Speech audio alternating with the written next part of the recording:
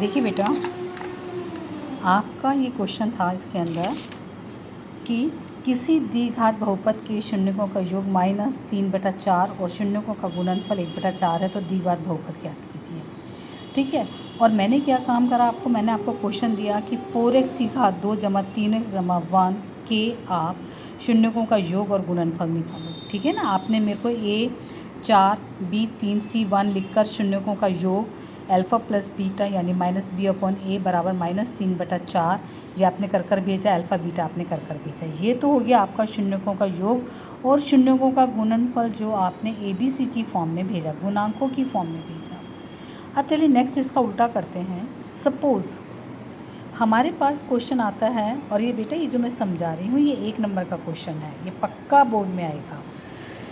यदि शून्यकों का योग -3/4 व शून्यकों का गुणनफल 1/4 हो तो बहुपद बनाइए। प्लीज़ बेटा ध्यान दीजिएगा, शब्द क्या है, शून्यकों का योग निकालना नहीं है, -b/a कर निकालना नहीं है, क्योंकि आपको तो बहुपद दे नहीं रखा। जब आपको इस तरह का बहुपद दे रखा होता है तो आप निकाल सकते हैं b/a और c/a कर।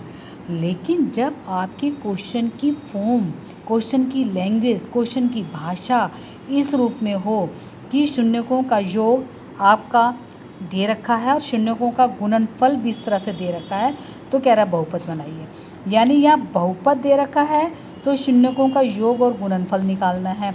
यहाँ पर शून्यकों का योग और गुणनफल दे रखा है तो बहुपद बनाना है। Is it okay?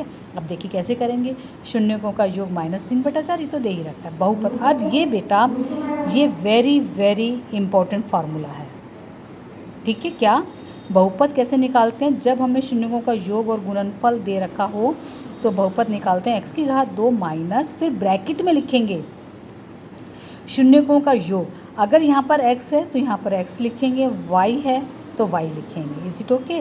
तो x² माइनस शून्यकों का योग x, याद रखिएगा बच्चा ये x लिखना भूल जाता है, प्लस शून्यकों का गुणनफल x की घात 2 माइनस में शून्यकों के योग, ब्रैकेट में जो शून्यकों का योग लिखा इसकी जगह शून्यकों का योग लिखेंगे जो आपको क्वेश्चन में दे रखा है, -3/4 x + 1/4। अब माइनस गुना माइनस क्या बना प्लस, तो क्या बना x² + 3/4 x + 1/4। अब देखिएगा ये यहाँ पर क्या है, यहाँ पर बटे में दे रखा है, यहाँ भी। तो अब हम क्या काम करेंगे, इसका लघुत्तम लेंगे। हमने 4 लघुत्तम लिया तो क्या बना 4x की घात 2, क्योंकि इसको इससे भाग करेंगे और फिर ऊपर वाले से गुना करते हैं। 4x की घात 2 + 3x + 1 बटे में 4। इस 4 को 1/4 कर बाहर लिखा, ये क्या आया 4x की घात 2 + 3x + 1।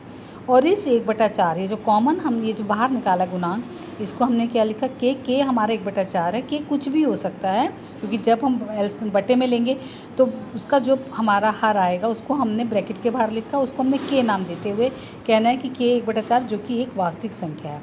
अब आप देखो यही आपका बहुपद, क्योंकि बेटा अगर आप इसको 4 से भाग करोगे ना तो आपकी यही फॉर्म आएगी 1/4 कर।